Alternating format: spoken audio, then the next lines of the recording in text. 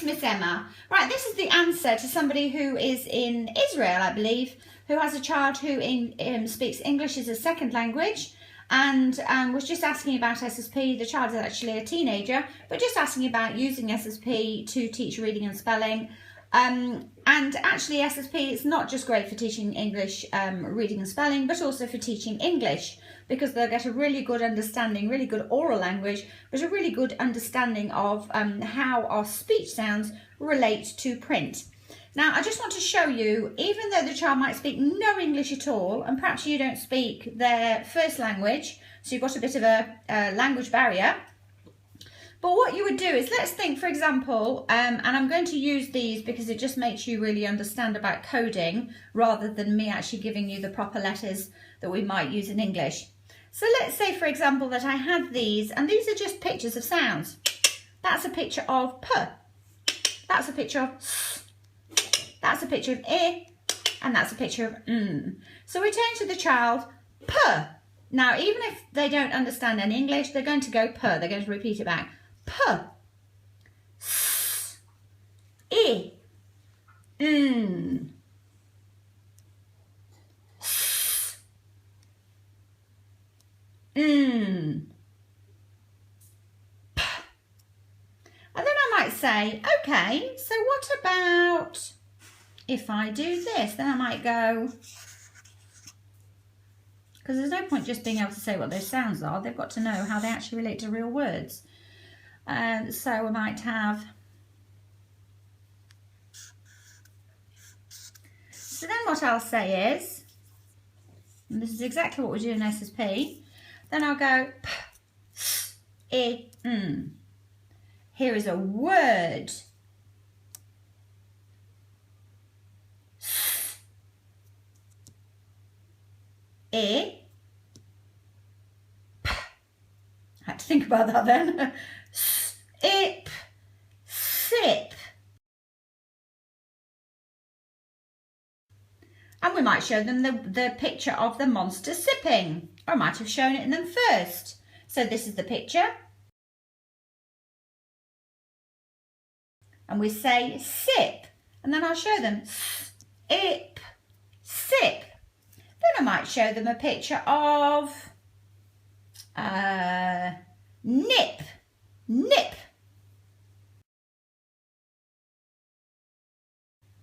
So then what would I do? I would do N, I, I can't video and do it at the same time. P, I can't video, right, there you go. So then I would go P, S, I, N. So we've already done, what was this one? S, I, P, sip. Now we'll do another one. What's this one? N, I, P, nip. Ah, gonna nip you. So now what's this one? I'll remind them. P, S, I, N. P, S, I, N.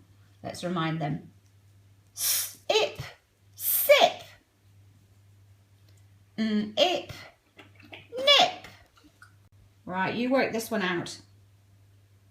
And this also, if you don't do it straight away, it also shows you that's the process you have to do. The children have to be able to see those, have to know what they represent, to be able to work it all out. And that's why there's only 4 there. I've only told you P,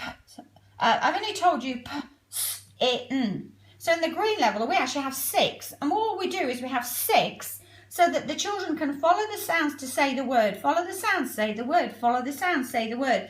And when we talk about fluency and comprehension, the fluency is being able to do that so quickly they actually don't have to actually work it out, which now I'm asking you to work it out. You're actually going, what's this sound? What's this sound? What's this sound? What's this sound? Blend it together in the word. We want fluency, meaning that they look at this and they straight away know what the word is, not because they've memorized it, but because they can figure it out so quickly. So we have fluency and comprehension at this level because we don't just have these in isolation, we actually have these in readers. So we actually have full sentences using, you think even with this, you can have, you know, Pat spits in Pat spits in the tin. So we've only got the as a high frequency word, which we also code. The. Show you. The.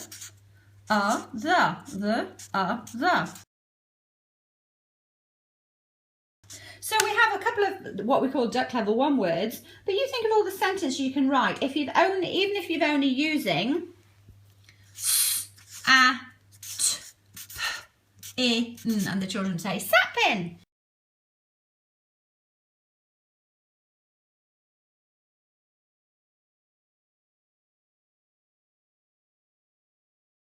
So what's this word? Spin. And you think about the rap that we do, all we've got is 6 sound picks and the children have to be able to do the rap in 14 seconds or less, which shows us they've got fluency at that code level, at the green code level.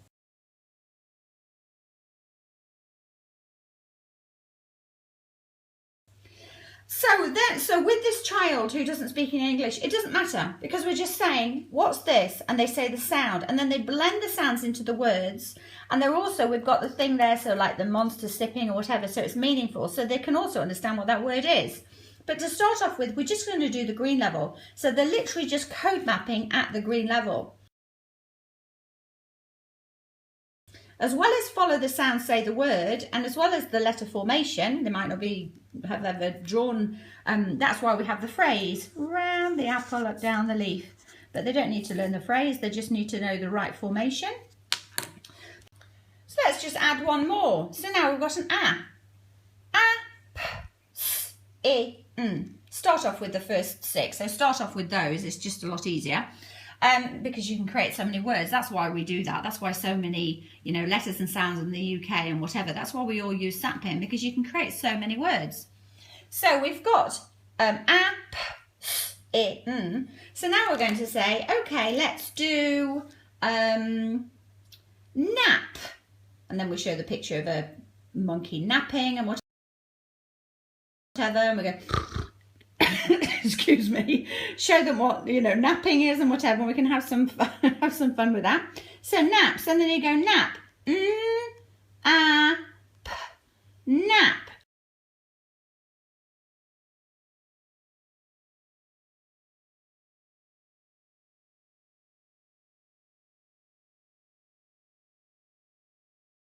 And that's again because what I'm doing is writing is just talking on paper. So I'm talking, when I say nap, I'm going ap, nap. So they need to hear those sounds. And then we'll go ap, nap, ap, nap. And they might know the 1, 2, 3s. Most children actually do, even if they speak English second language, actually do know the 1, 2, 3s. But ap, nap. And they'll say, which one? Which one? Where's ap, I, ap. Did I say nap? Yes, nap. Ap, nap. And then they'll choose the right one. They'll choose this one. Nap. Ap. Ah. Which one's ah? Ap, I, ah. This one. And then we'll draw that one. Ap, nap.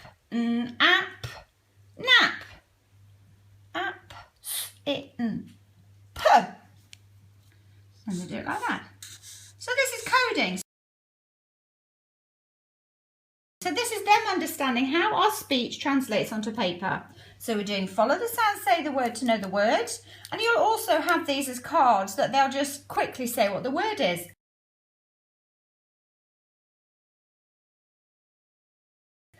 And you'll know when they're doing it quickly because they don't have to do follow the sound, say the word. And you're also doing the spelling. So they're thinking of the sounds, the duck hands, the lines, the numbers. This is why the lines and numbers are so important. It gets it in the right order. That's for segmenting, and then they're blending. So that's all I want you to do to start off with, is just use the SSP visual prompts because they all relate to that sapin.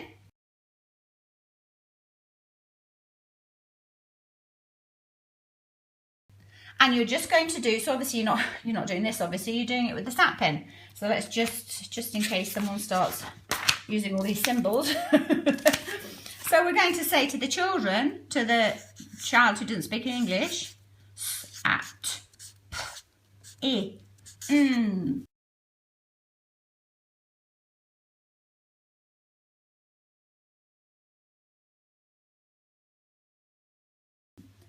at, p, I, at, p, I.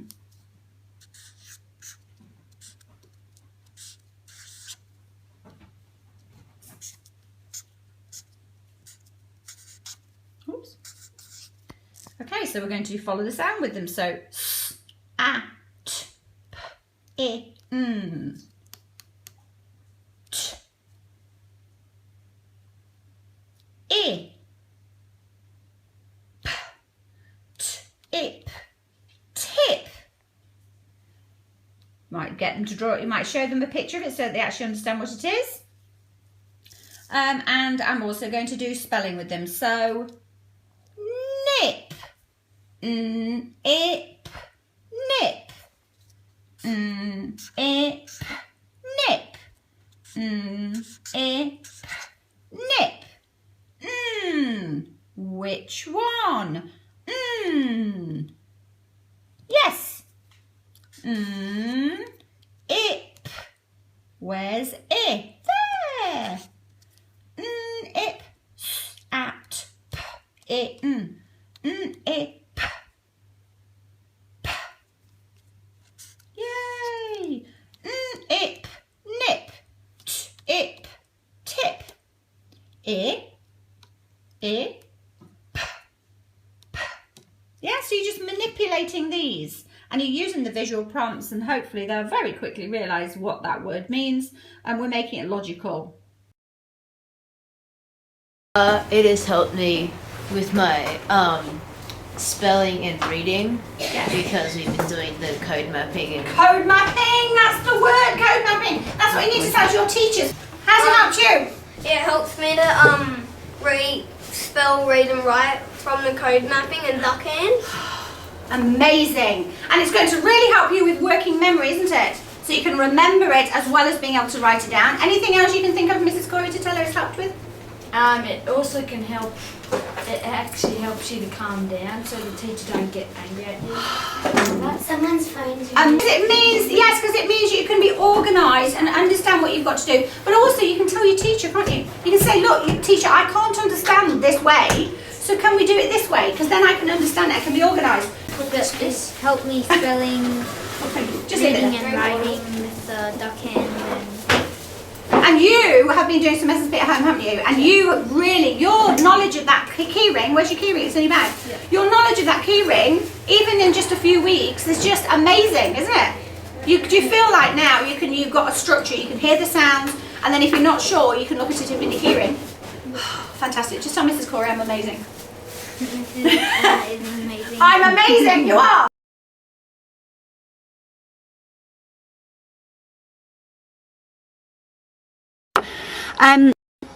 Now let's say, for example, let's look at this. Oh, sorry, my dogs. Practical example in my garden in the morning, just because I'm trying to help you see what is happening and see how I see things. And now, for a lot of different reasons, some of these nails are in, some of them are higher. Oh, look at this one, a PM reader 20, whatever. And people think this is fine. I actually think that this could be a lot better. But then there are children and it's just not going in. And so what are teachers doing? Teachers, wonderful teachers, this is the tool they've been given. This is the only tool they've been given. They can do it in different ways, but this is the only tool that they're being given. They're not being given the opportunity to learn about this. So this is what they do. Come on, let's do it. Let's guess by the word, guess by the picture. Let's leave a word out and guess by the context. Let's look at the first sound in the word and guess what it is. Oh, why is this child not understanding what they're reading? What's not happening? Come on. What's wrong with this nail? What's wrong with this nail that it's not going in? not looking at this, not looking at the fact that this is the wrong tool. So they keep going. And then these wonderful teachers that only have this think, well, this has to work because this is what we're being told to work. This is what we've always been told to work, that works. And this is what works for a lot of the children. Look, I can see them. Look, it's working. So what they then do is they then think, right, well, this child obviously needs to be moved away from the other children to have extra time.